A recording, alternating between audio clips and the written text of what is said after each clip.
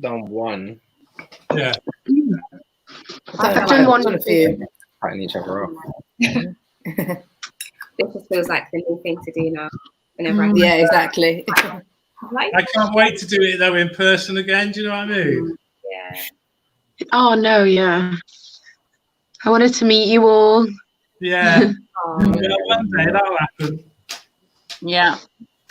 Soon, hopefully. Yeah. Yeah. Wearing masks. Yeah, exactly. I'm gonna make some fashionable ones. Yeah. Not the disposable ones.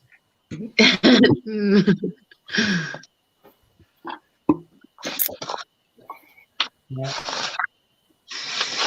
Oh, I think we're good to go. Yeah, it says we're live. Yeah, great. Hi, everybody. Thanks for joining us at this Youth Music Online panel tonight. Great that you're all with us. And we've got a great session lined up with some great guests. My name's Matt Griffiths. I'm the CEO of Youth Music. What we're going to focus on tonight is the report and fund we launched last Tuesday. The report, A Blueprint for the Future, a new generation ready to transform the music industry, backed up with our £2 million incubator fund to help young creators progress into the music industry and overcome the various barriers that they definitely face. So we launched that last Tuesday, and we're now in a position where we're holding lots of different events, funding surgeries to tell you more about the fund and about the report. So we're here till 7. It's really great that you've been able to join us. There'll be chances for you who are listening into this to ask questions. We're going to do that at about 10 to 7. And before that, we're going to have a conversation with these great guests about issues that have come up in the report and also the incubator fund. And as you can see in the invitation, we've got Jamz, Alex, Jemma, Sarah and Pippo, a fantastic range of guests, all of whom feature in the Blueprint for the Future report and are mentioned as case studies or quotes, etc. So without further ado, I'd just like them all to introduce themselves and tell them about themselves and what they do. So firstly, Jamz. Yeah, hi, my name's Jamz Supernova. I'm a DJ and broadcaster on BBC Radio 1 Extra. I also run my own label, which is called Future Bounce, and I'm an A&R consultant for Sony at RCA. And yeah, for me, I think youth music and the incubator fund is kind of everything that I kind of stand for. And I've always tried to use my platform as a way to shine a light on amazing young creatives coming through the industry, but also I think the advancement for young people and the accessibility of getting into the music industry is something that I feel needs to be looked into deeper and assisted and accelerated. So yeah, I'm pleased to be a part of this and back this amazing fund. Thanks, Jamz. Alex? Hi guys, I'm Alex. I'm a live music promoter at Metropolis Music, which is under the Live Nation umbrella. I also founded a company called Women Connect, which looks after different women in the creative community and just kind of gives them the opportunities to get into the music industry. Great. Jemma? Hi everyone, so I'm Jemma from Reform Radio. Me and Rach and Sam set that up about 13 years ago, and we're based in Manchester. We run various different projects with young unemployed adults from Greater Manchester, but the one that we're working on with Youth Music is a programme that's run and delivered by artists from within the industry, and it's all about accessing really high quality music kind of programs as a maybe alternative to going to university, and it's all free, and it's about kind of really getting that hands-on experience, building networks, and practically being able to make those next steps into the industry that are much clearer than sometimes when you feel that you're on the outskirts and you don't know how to kind of get in. So yeah, so that's me. Brilliant. And Sarah? Hi, my name is Sarah Angel. I'm a singer-songwriter, and I kind of produce my own music videos or work with other people that do similar things. But I like to very much be a DIY kind of person. And I'm releasing a new project called Dreamland within the next month, and a music video that I've edited myself. So I just really like to kind of prove that you can do it. And if you don't think you have the tools, just get a bit more creative. Brilliant. And last but not least, Pippo. Hi, I'm Pippo. Some of you might know me as Peiki Saku. I used to be kind of a multifaceted kind of musical artist, but I kind of moved away from that and went into public speaking. I'm now a creative strategist. I work on some kind of social causes. My kind of day job is I work for a company called Codec. We do like audience insights for various like food, drink, fashion brands and things like that. But yeah, I'm passionate about the fund as well. Kind of, it would have been something I would have appreciated a lot when I was younger if I'd known about it, because it probably would have stopped me making a lot of life mistakes that I made. But yeah, here we are, actually. Brilliant. And thanks again to you all. It's great to have you on board with this, but also your help with the report as well. I think it was fair to say from a youth music point of view, we're really determined to do something about this, to make the music industry more diverse, more inclusive, and just to make it clearer for so many young people facing barriers about how you can do these things, because it's often a little bit cloudy, and we really wanted to do something concerted. And the report, you know, told us the views of 1,300 young people, and then we thought we must back this up with some money. So thanks to the People's Postcode Lottery, it's a £2 million incubator fund, which can create jobs, mentoring, etc., for young people facing the very barriers that talked about in the report.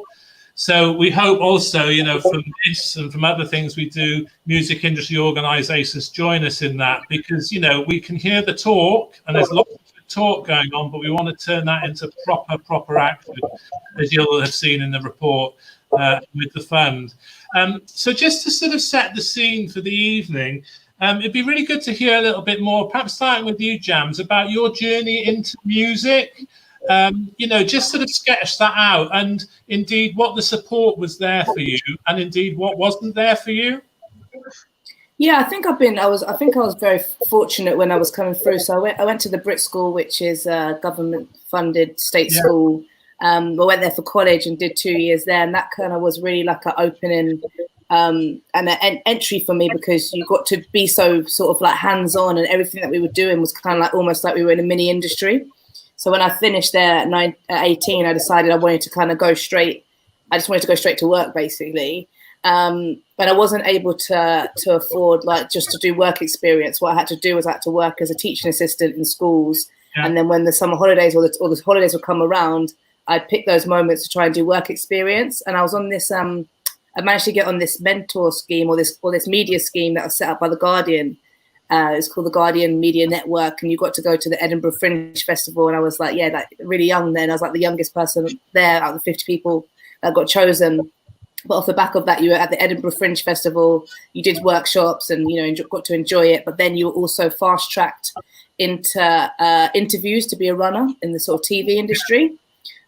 So through there, whilst I didn't get any of the jobs that I was put forward for, because they thought I was too young, and they thought that I was going to decide to go to uni at sort of any given moment, what it did allow me to do was kind of build contacts. So I started then using the contacts that I built for the jobs that I didn't get to then go back and do work experience. And that's kind of how I hopped around for a whole year before I ended up at the BBC. So the BBC work experience that I did was it was called BBC Blast. It's not called that anymore. But it was a 2-month work experience. It was paid. You got paid weekly. You got £250 weekly.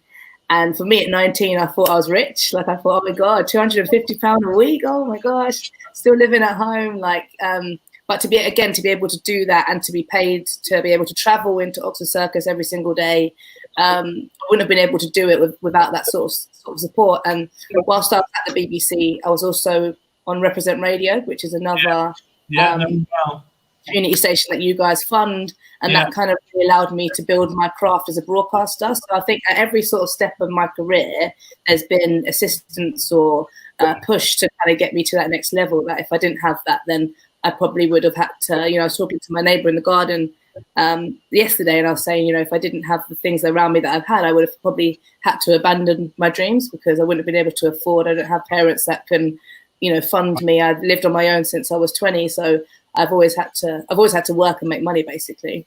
Yeah. So those support organisations along the way, those key moments, sound like they've been really critical, really. Yeah, definitely. And Jemma, with Reform, you know, I came up to see you maybe about a year ago and see the work the Reform Radio's up to in Manchester. Really brilliant content coming out from, you know, people working with you. You're working with a lot of young creators yourselves. What are they identifying as the things that have been their journey to help them, or indeed, what do you sense they need more help with?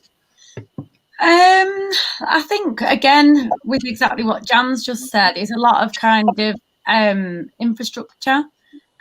So financial support, you know, the catch-22 that I can't work, you know, work experience I think is really valuable. But if you've not got anyone that can support you to have the luxury to go and do that, it is a catch-22 situation.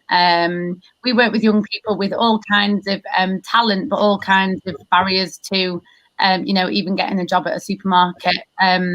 And so when you pile that onto a really competitive and, you know, complicated industry, where the pathways seem sometimes quite mysterious, I think that all that kind of combined can feel that actually, you know what, I'll give up at the first hurdle, or I don't even know how to get past the first hurdle.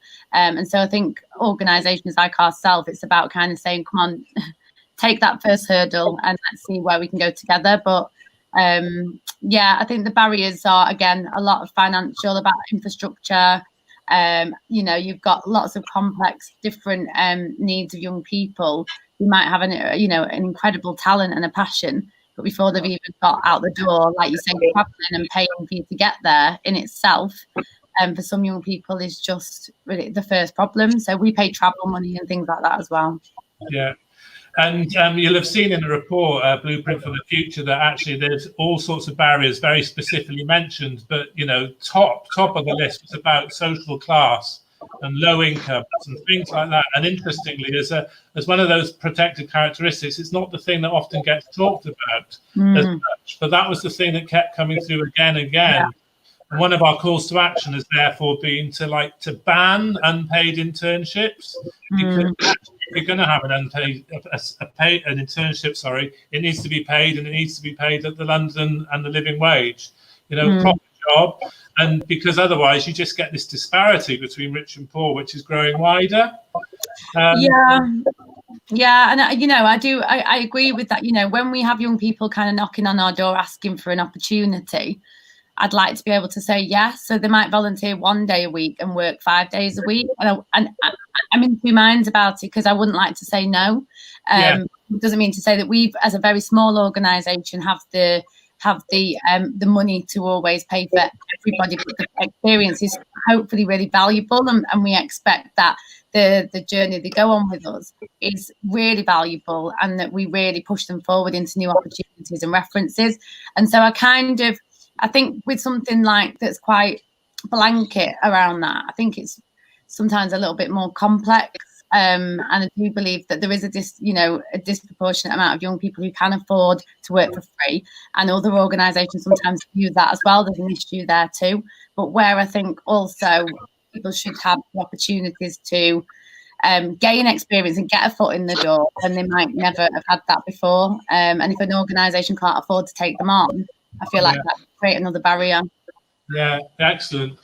Pippo, can I come to you? You mentioned in your intro, you said you've learned stuff along the way, you know, great successes, probably things that have gone horribly wrong. Can you just give us a little sense of your own journey and where there has been some real barriers and what they've been? I guess it's quite fitting that you're asking me that now, because I would say the main barrier into music for me was money. Like when I was growing up, obviously I was very much into rap. I was very fortunate to get a scholarship into quite a nice school where I got quite a good education. And then kind of through that I learned how to like make rap music, I guess, for people that don't like rap music. And then when I left that school, there was no kind of career guidance, and like I'm quite a big fan of like SBTV and GRM and stuff like that at the time. That seemed like a viable route that I could get into, but those kind of platforms, they don't really support you if you don't have money. You kind of need money up front to get your foot in. Like, whether at one point of it you didn't, like, by the time I reached an age where I was like, oh, I want to do videos and I want to start kind of creating a fan base and whatnot, I kind of needed pretty decent sums of money. I was very lucky to go on a course at CM where they kind of taught us about kind of building a portfolio career and stuff like this. Yeah. But I never imagined myself in any other seat apart from the artist seat, and I didn't think I had any transferable skills that could lead to me actually making money like the ways that I make money now. So, like, to be honest, like added with the fact that a lot of my kind of male role models were not extremely positive, I kind of, like, to get money quickly so that I could make sure that I could put videos out and create a fan base, I did all the wrong things, which basically eventually led to me kind of messing up my future prospects in certain ways.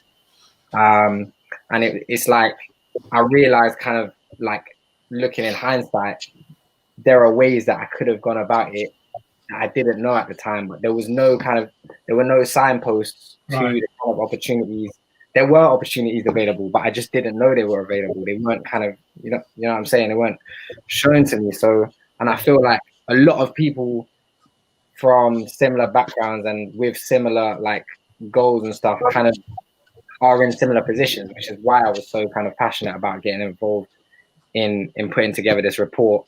Yeah. And and one of my main aims was kind of like giving people that, like, insight into the music industry so that, like, they understood kind of a realistic view of what they can actually achieve, like the ways that they can go about achieving it, and if that, like, plan A doesn't automatically work, how they can use their skills to kind of, like, succeed creatively regardless.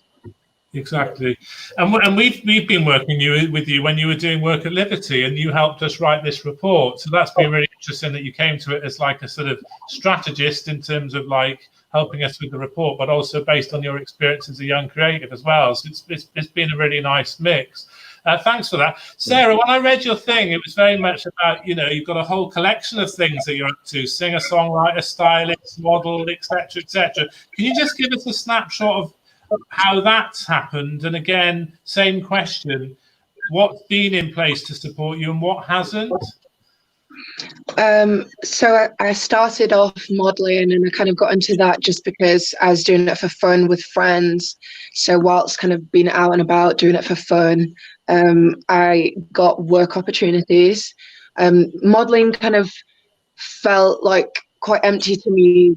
Like, I needed more, essentially. So I started, I was already styling myself a lot. So then I started styling music artists. And before styling music artists, I'd always, like, loved music. I'd always, like, written my own songs or tried to put, like, family members into girl bands and things like that. So there was always a passion for music and all the little elements already kind of there.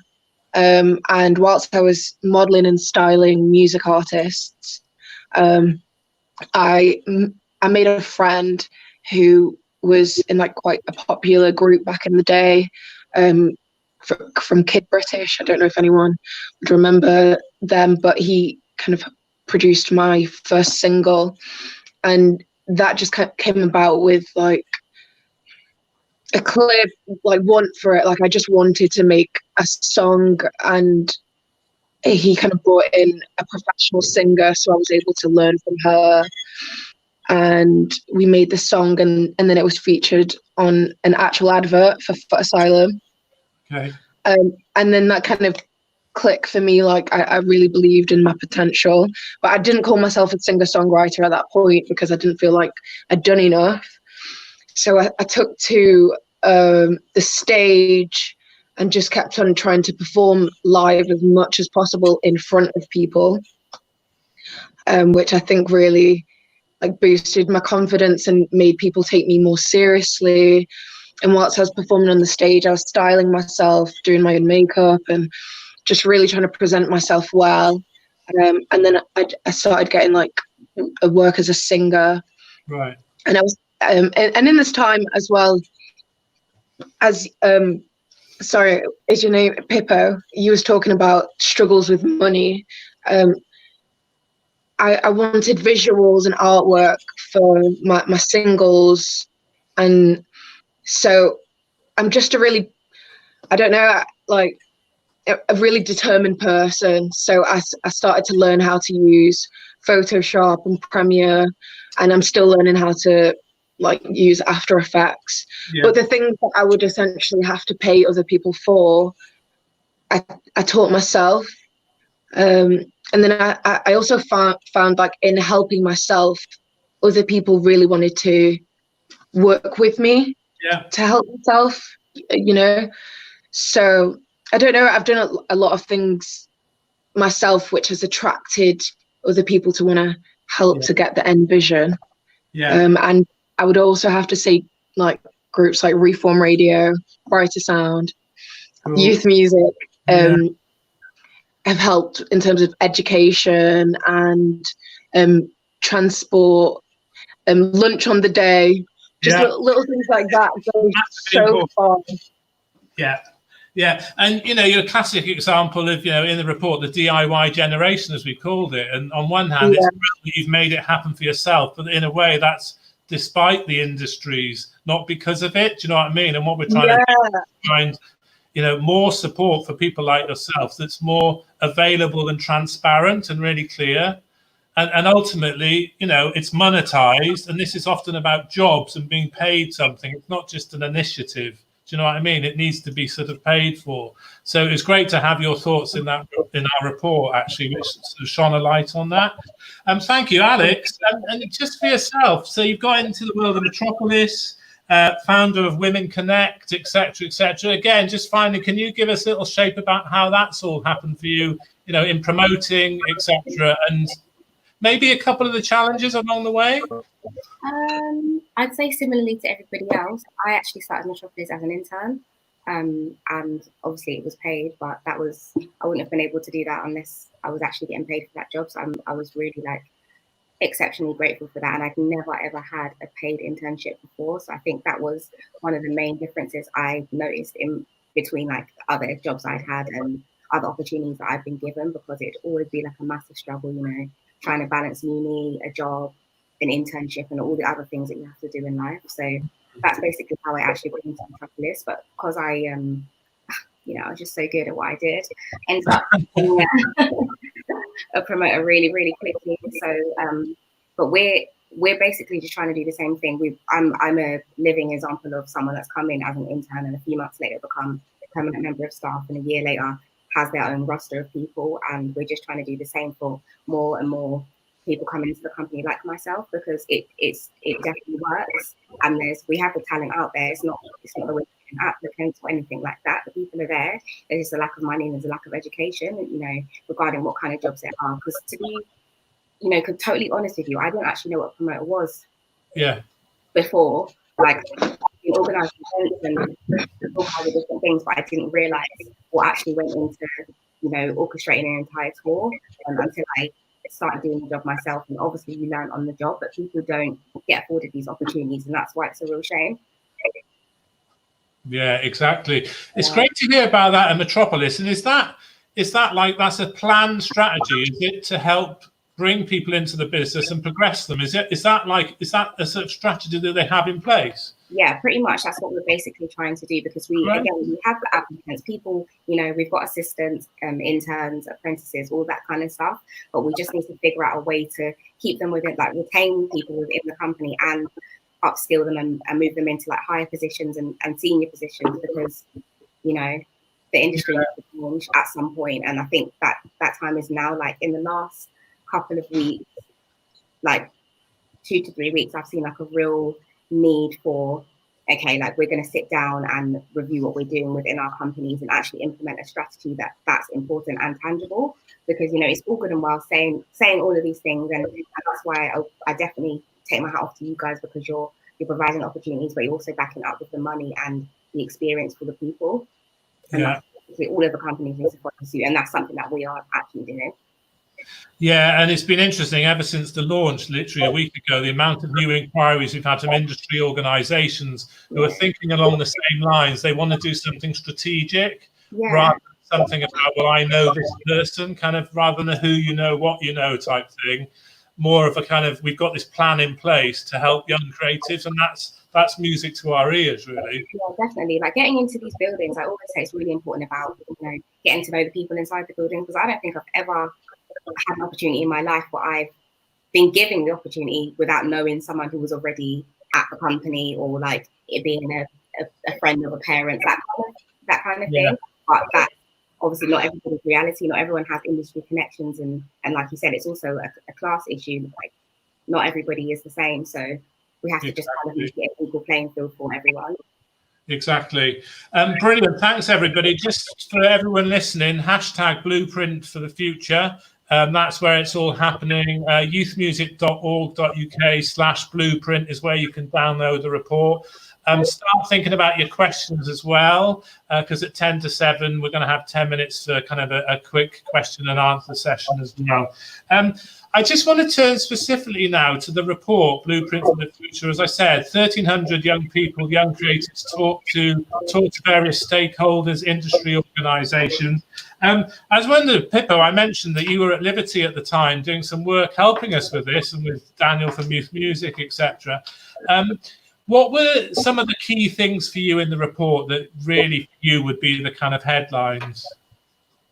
When you say headlines, you mean like the parts that I was involved in, or like the parts that were like important to me, I guess? The parts really important to you in terms of those barriers and discrimination and things like that. I would say like quite a few things, to be honest. Like one of them being like well, I feel like we had this illusion, especially in my generation, that if you have talent and a work ethic, then you can get somewhere in music, which it is kind of not true. Like networks and resources are kind of like far more important. Like obviously you do need dedication. You need to keep, like if you don't play the lottery, you can never win it. But like in terms of, I kind of wanted to pick the brains of the people that we were asking the questions to in the quant survey, to kind of see how aware they were of their needs to kind of strengthen their networks, and kind of how ready they were as well. Like if they kind of came to that realization that I came to, how ready they would be to kind of stick it out in the music industry. And I kind of also wanted to understand, because I've kind of seen like Gen Z, the difference between like Gen Z and millennials or whatever. I know they're just titles and stuff, but yeah, I kind of feel like there is a difference in the generations, and they're a lot more kind of awake than my generation was, like, so to speak. So I kind of wanted to understand what they saw as barriers, what they saw as achievable.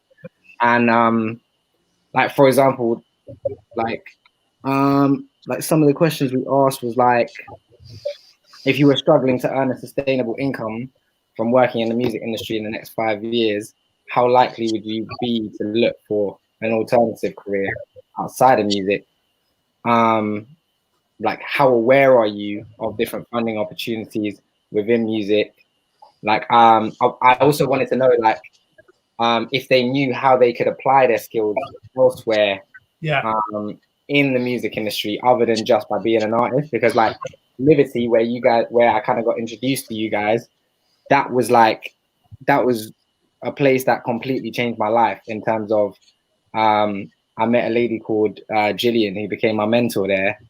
And before I met her, I genuinely thought music was going to make me or break me. I could either be an artist, I put everything into it. I risked massive prospects in my future to make money, so that I could kind of put my foot in the door and build myself networks that I thought were going to lead to me becoming an artist eventually. But at the same time, because of the lifestyle I was living and the way I was making money and the type of music I was making, I was kind of horrifically risking my life at the same time as I was kind of building opportunity for myself, if that makes sense. And I feel like a lot of young men do that exact same thing right now. They kind of play this very risky dice game where it's like, you're either going to go to jail or you're going to get famous, or you're going to go to jail and get famous. So like when I went to Liberty, kind of Gillian was like, wake up, basically. Like, you have a brain, you have skills. Like, I learned how to design clothes because I made my own merch. I learned how to kind of design my own artwork. I learned all of these things, but I didn't realize there was an actual way I could turn that into a sustainable income until I met her, and then she was like, oh yeah, marketing and like advertising is all about like all of the skills that you've learned, basically. Yeah. Sorry, I know I kind of derailed there. No, that's brilliant. This is about your own experiences, because I think what the report was also identifying was like, what's that thing? For every person on stage, there's at least 6 backstage, and what we wanted to present in the report was this is about the music industries in its wider sense.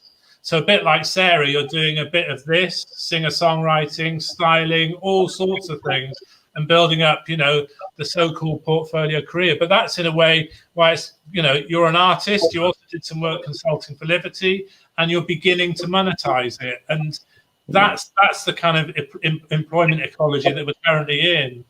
So no, that's spot on. Jamz, I noticed in your quote when you helped us with the press, you were keen to really pinpoint about social class and to talk about class, because, as I said earlier, it's the thing that often seems to be not the thing that's talked about.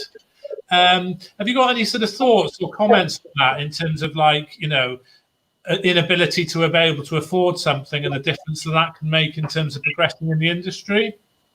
Yeah, I mean, I feel like class it doesn't always fall under the umbrella of immediate means, and immediate cash. I also noticed it sort of in different ways. So when I used to do a segment on my radio show called DIY Generation, it ran for about 3 years, and we had different creatives and entrepreneurs from up and down the UK. They come on the show, and it was all about how have you done what you've done.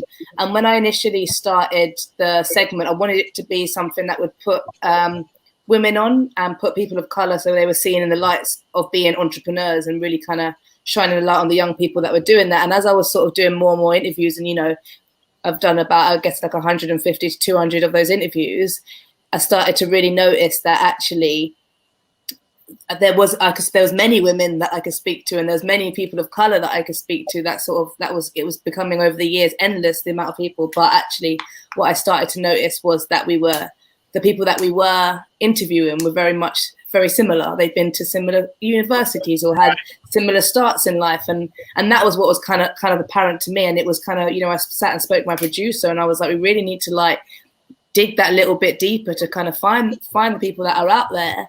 And there are people that are out there that come from a working class background that are entrepreneurs, but there's definitely not as many that come from a middle class background. And I also think education has a lot to do with that as well. A lot of the people that we were speaking to had been to uni or dropped out of uni or started that university sort of journey, and I think that I found that quite interesting. And a lot of them knew about the funding that was out there. They knew, or they knew that there was funding out there, or knew that there was angel. They were teaching me like about angel investors and things like that, things that I'd never heard of, and that I wanted to share that knowledge on air, so somebody listening wherever on One Extra could be able to pick point something out of that and be like, well, I can do that too. But yeah, I do think class is something that we don't talk about enough. Yeah. It seems to sort of be the last thing we consider sometimes. I think and it ends up being kind of like on a Twitter thread, and someone's like, what about the working class? And then it's like, okay, we're kind of talking about this right now. So it's like there has to be a moment when we do talk about class, because I think it's important. Exactly, particularly around young people progressing into the industry, because the industry also otherwise resembles a certain type of person, and it starts to look and feel the same and feel very homogenized, which I guess isn't good for creativity, No, and I definitely feel like there's certainly I definitely started to feel that there was a certain type of person that not necessarily got through the door, but that stayed. It's about retaining people as well and retaining stuff. And definitely sort of in my early years, I realized sort of on a radio landscape that there was only a certain type of person that got kept on. And if you didn't kind of subscribe to the way that they wanted you to be, then the chances are you wouldn't get kept on. And we're freelancers, and, you know, everyone's trying to get that freelance shift to hopefully get a full-time contract. And it'd be like, oh, you know, you don't seem happy to be here. It's like, well, I am happy to be here. I'm not cartwheeling across the studio like someone else, but I'm happy to be here. I'm doing the work. And I think seems to be a lot of unwritten rules that we're not told about.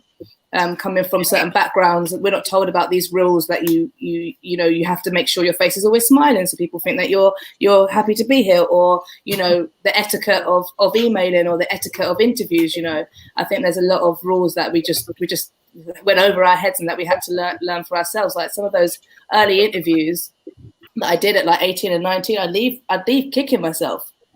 Because I knew I could have handled it better, but then equally I didn't know how to handle it better because I didn't know how to be authoritative. Yeah, and I think candidly, people that often like to be around people like themselves, it becomes a bit of a club. Well, not a bit of a club, it's a club, you know, and somehow loving the mystery of it. Well, it's all very mysterious, this industry, and, you know, you'll understand it eventually, but it's like, but there's all these young people that are amazing that could really help the industry. They just need to know how it works, you know what I mean? And then Jemma, from the other thing that came out in the report was about regionality as well, and regions of the country, you know, of course, outside London in terms of disadvantage, geography, where you live.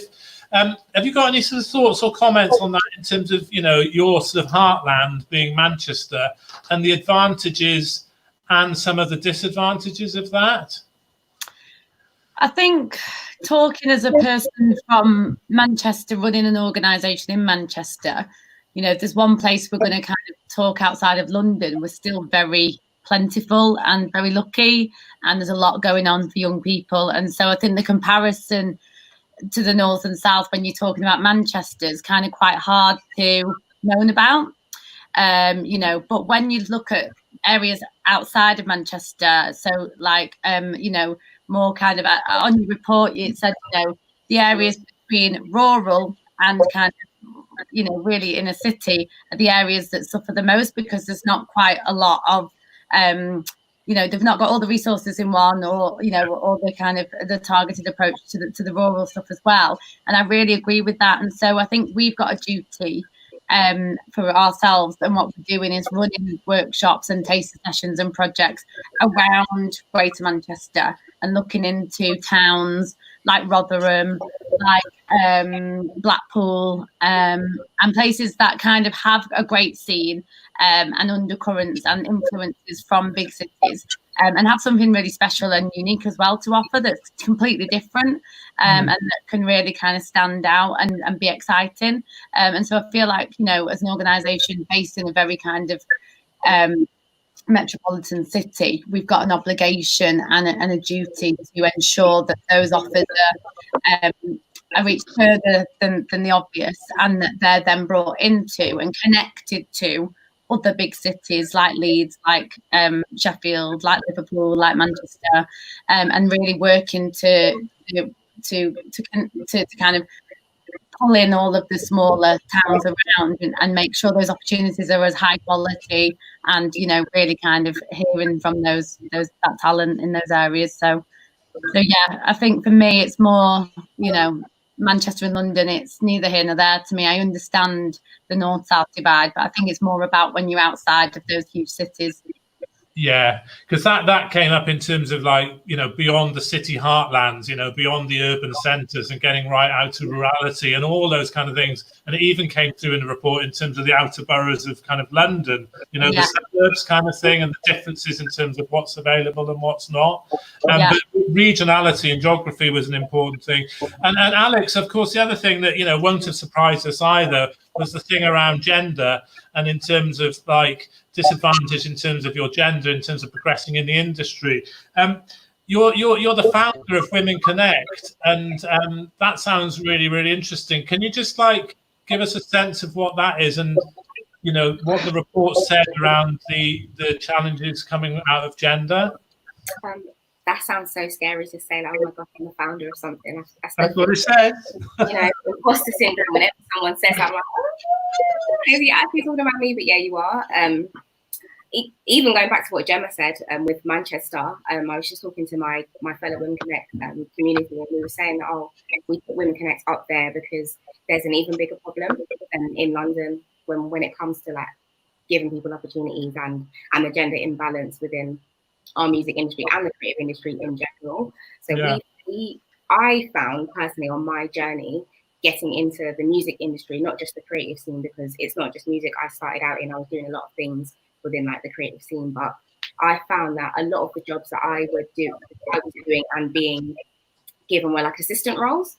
And that's basically why we started Women Connect, because there's nothing wrong with being an assistant, but women also do want to progress and do other things. Like we want to be founders, for example, and we want to sit on panels and we want to talk just as much. We have so much to say and so much to offer. And that's basically the reason why we started Women Connect, because without Women Connect, there's a lot of opportunities that would have just gone missed or been passed over hundreds and dare I say thousands of women who deserve the opportunity just as much as men. And that's not to like, you know, say, we need to stop, you know, nepotism, stop giving them to men and start giving it to women, all that kind of stuff. I don't believe in doing in that. Only that I'm on. We are here, we do this, and we deserve it just as much as the next person. So that's basically why we started Women Connect. Also, it's not just men and women. I also want to touch on that there's a whole spectrum of genders.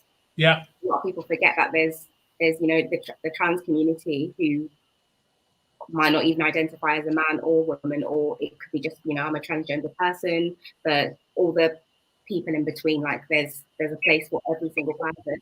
It's a community to create. It's a community that's supposed to create a safe space, because I've noticed that there's still a lot of learning to do within our industry, especially regarding gender. People forget that it's not just male and female. There's so much more in between that we need to be conscious of, and even people's pronouns, you know, just getting that right. So yeah. That's something that I'm really quite headstrong on. And is the Connect, is your network really growing for those kind of reasons? We recently started a Google group. It's quite small at the moment, so we have about 50 members, but anyone who identifies as, you know, non-binary, trans, female, whatever it is, can join the Google group.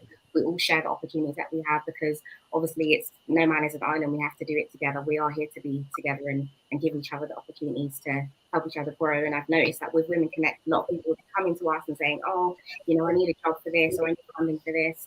And I personally don't have all the answers, and there's not always funding opportunities that I can offer. I don't always know someone that might be able to offer something. So it made sense to create the Google group to, you know, there might be a Matt Griffiths that's part of the group that can, you know, offer 10 young women a job wherever he is, that kind of stuff. So I feel like there's definitely strength in numbers, and that's basically why we're here.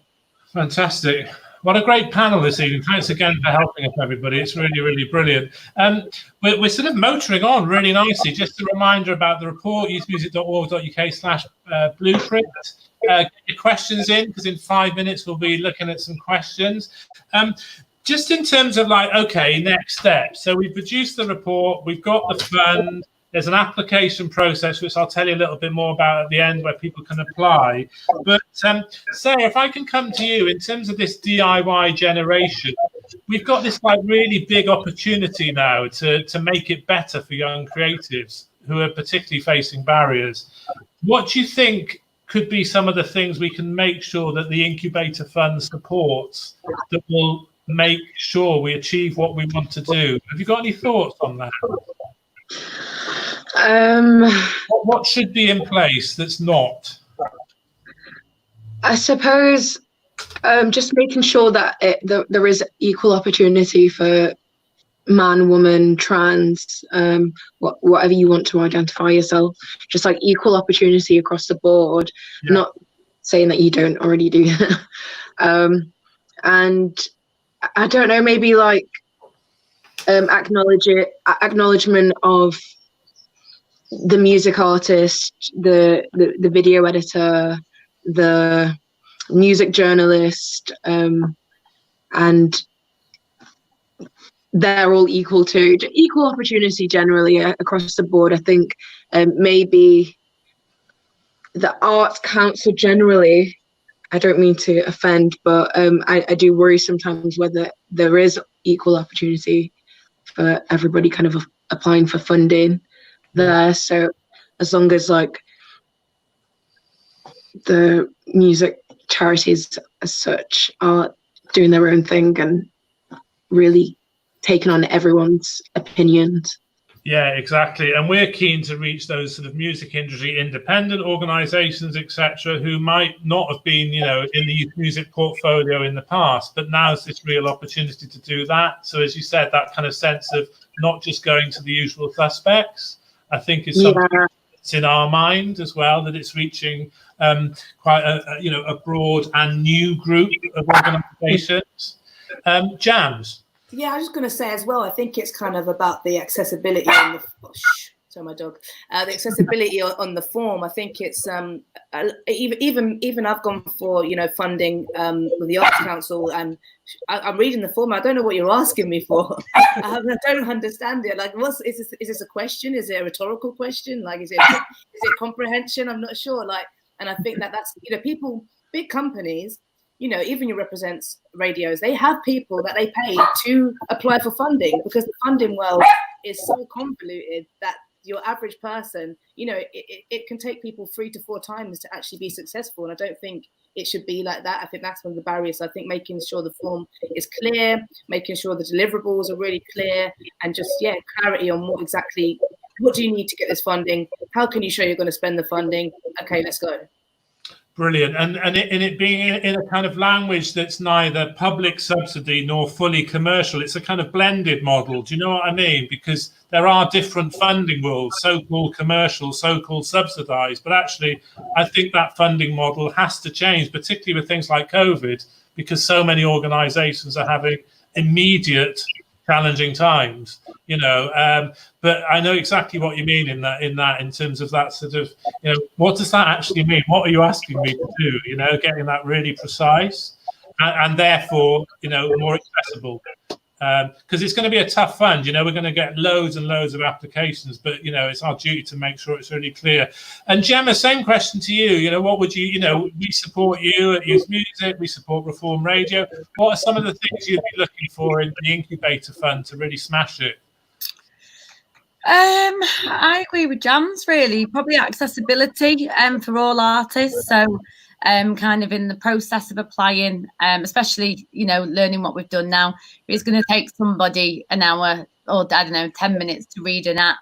Is it better to do a video call, or, you know, those kind of conversations, get a sense of the person and make it real for the person. Again, you know, you said it takes 3 or 4 times to get an application right sometimes, or someone is paid to write them. And is that a true reflection of what's going on? Or again, are we masking something to be fed to people, that we are creating a persona of ourselves that reflects the person that wants to read it? And again, we're just representing the same person and the same problems over and over again for different reasons. So yeah, I really think about accessibility is really important, and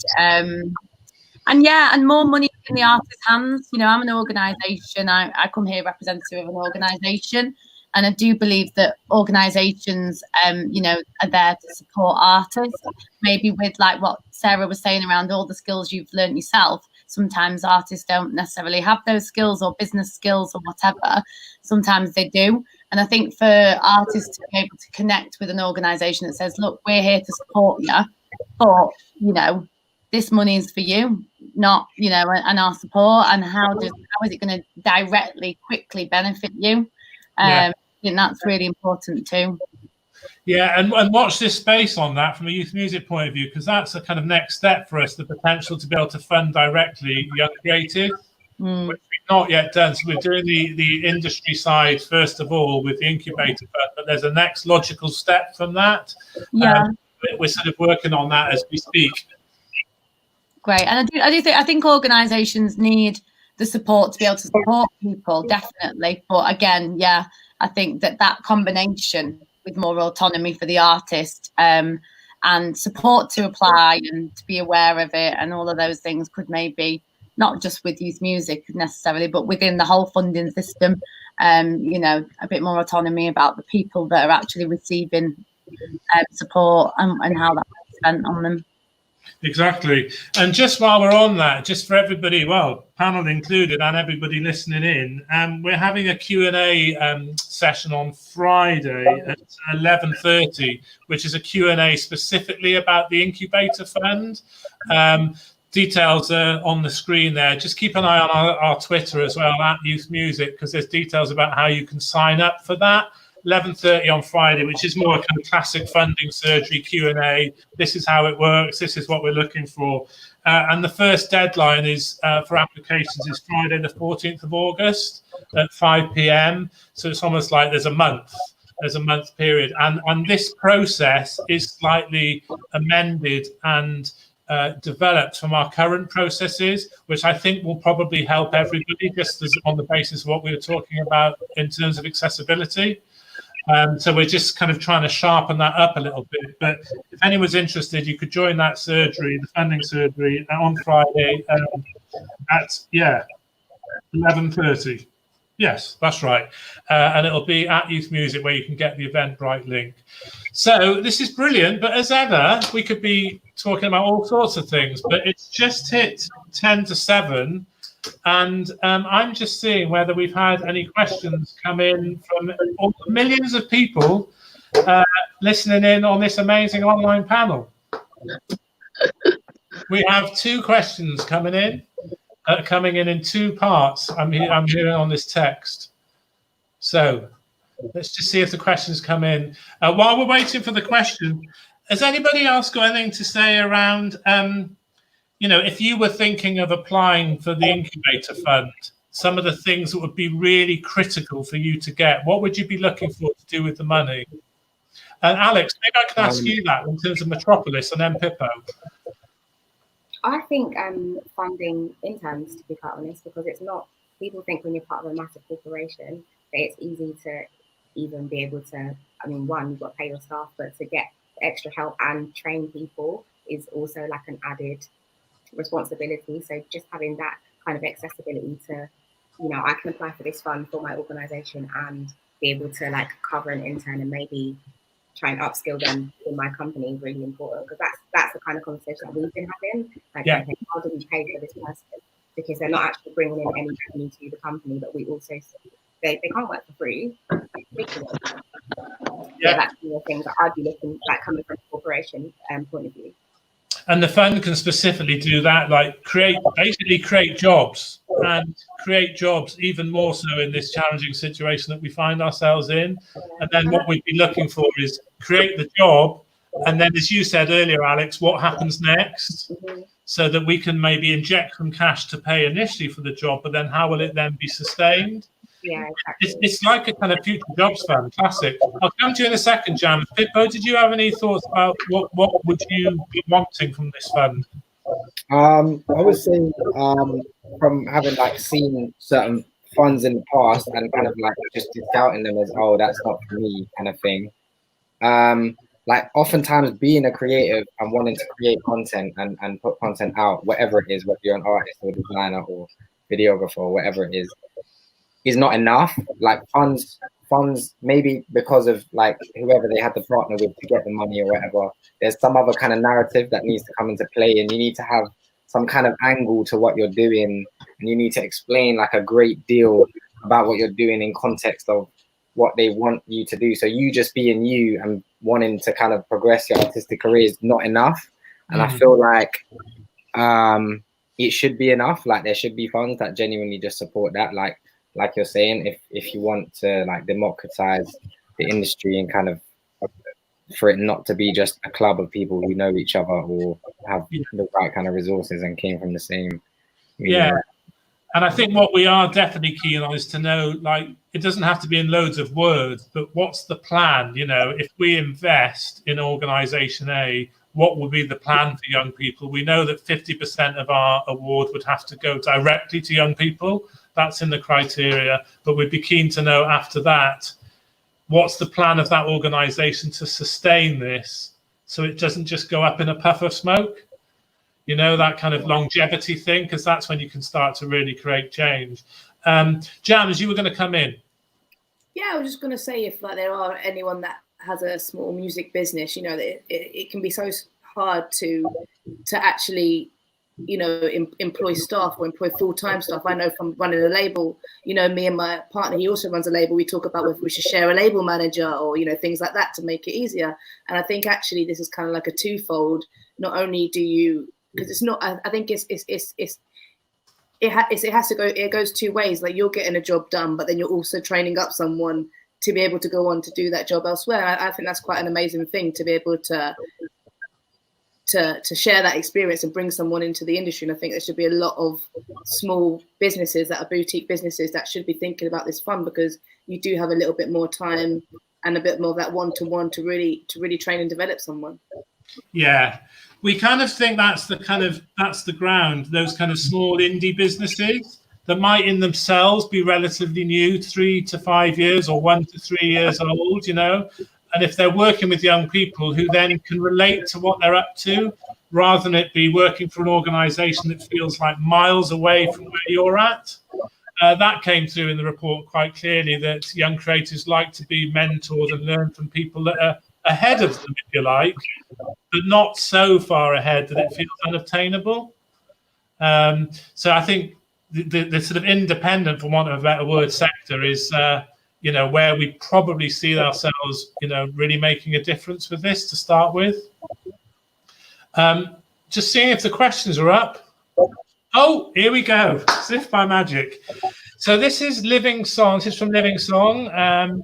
Would it help the industry to build, connect communities of young artists so that each individual doesn't have to spend so much time developing a total micro industry like Sarah describes?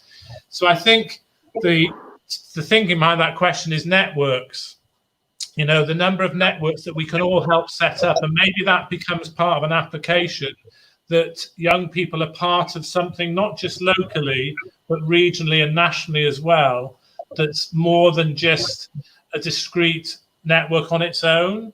I think that's probably what that's getting to. Has anyone got any thoughts on that, the importance of networks? I think, I'm not sure who touched on it earlier, but, you know, the straight away obvious thing is that we're going to apply to funders for a music program, no matter what description that looks like. And as we talked about, you know, even for organisations, education around the lack of promoters, female promoters, the lack of, you know, all these different roles in terms of like this micro industry, and actually funding that's directed on the outskirts of an artist as well. You know, actually, where is that training where you understand that process, that there's all these other jobs in the industry, and, you know, what are the tasters for that? And then again, identifying gender imbalances within particular roles, and, you know, all of these things. But I do think there should be kind of a fund that's around the music industry and the roles around that.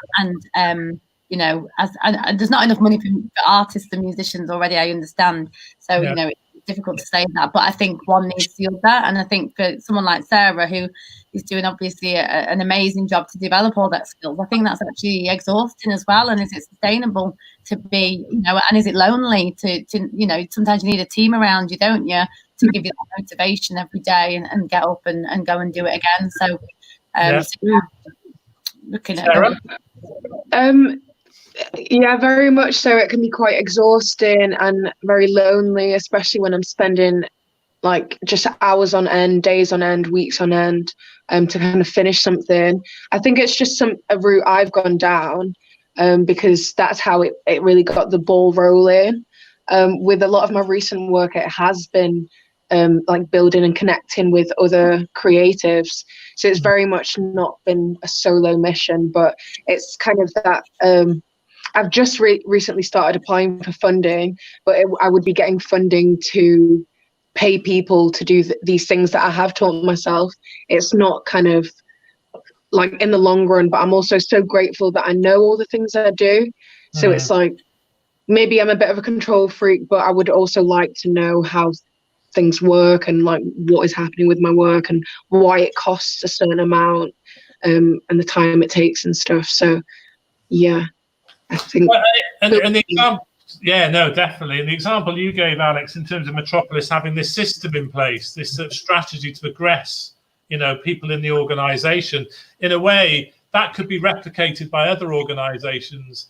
But we all need to be better networked, because I think what sometimes happens is we all drive our own single initiatives, but they're not interconnected.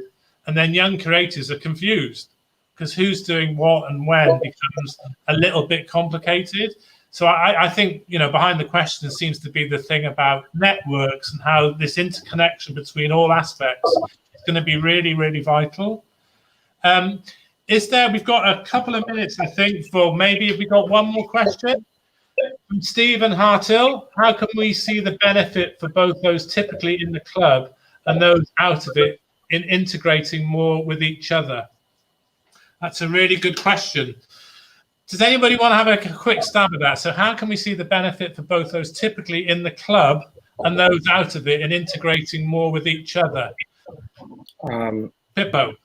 I would say you learn by being outside of your comfort zone, and you learn from people that are not like you. When you're around people that are like you, you get tunnel vision, and you can convince yourself that you're right about a lot of things that you may not be right about.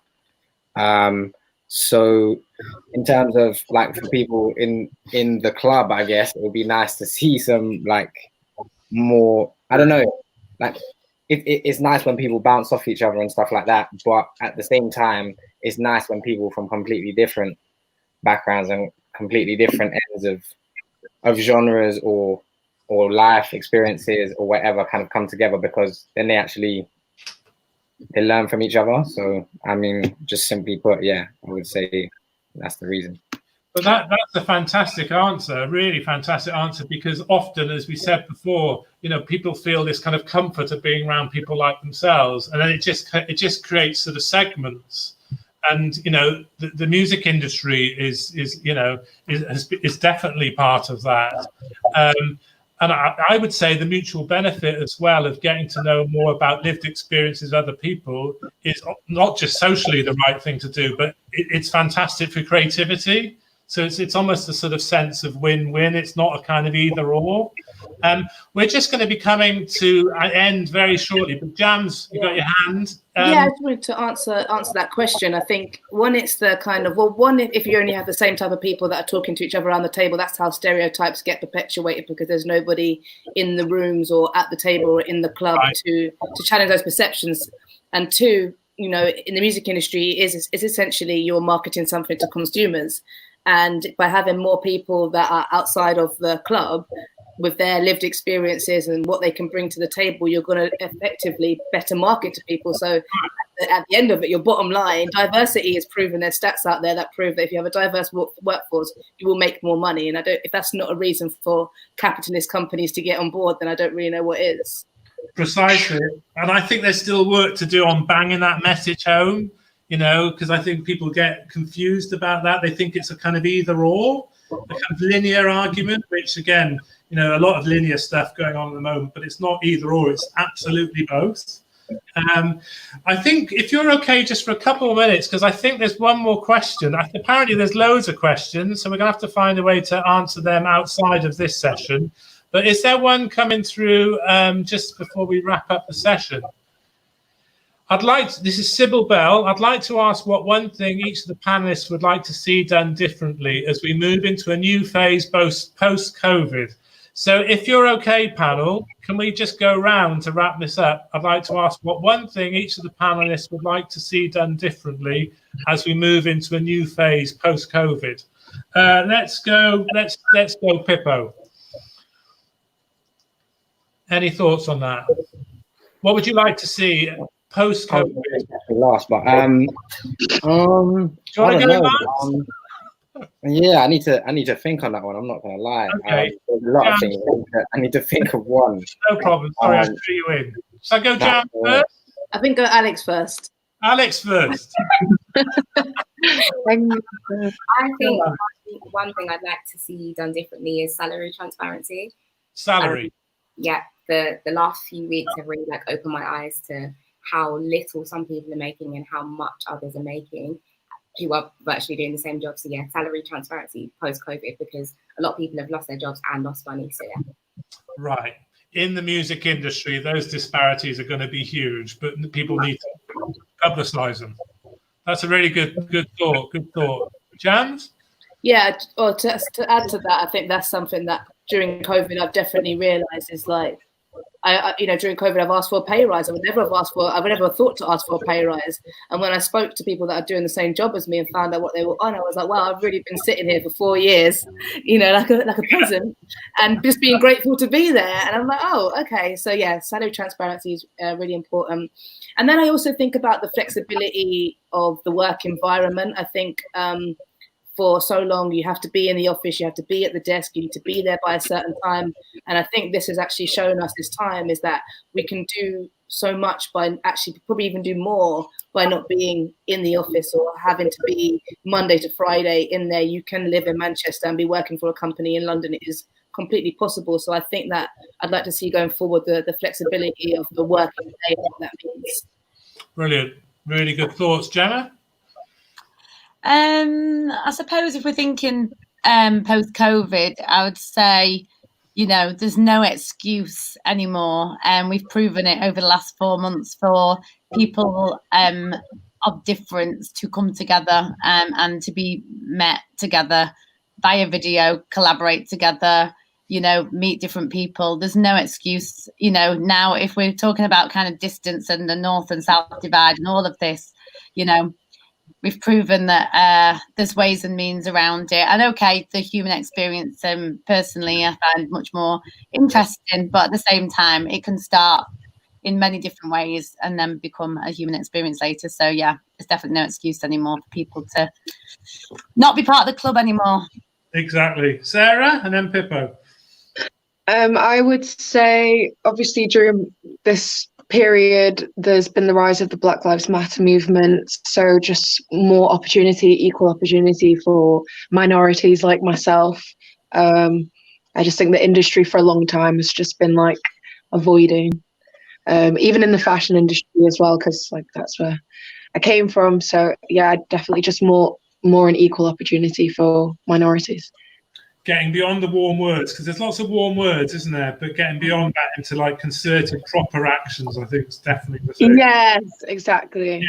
Not dancing around it and just being brutally honest about kind of the history of where we're from and being okay with that and just moving forward and Brilliant. being great instead of kind of like, oh, did that really happen? It happened, and let's just be better, basically. And finally, Pippo. What would you put in place post-COVID? To be honest, things that we already kind of spoke about, what's already being pushed by this, which is like not taking advantage of people that are new to the industry by not paying them for their services, and like big industry players need to understand that they need the perspectives of like young people and people that are new to the industry, and obviously like minorities and whatnot, like literally for the reason Jam said, like it will genuinely help them business wise as well as democratize things for everyone else. So yeah, that's pretty much it.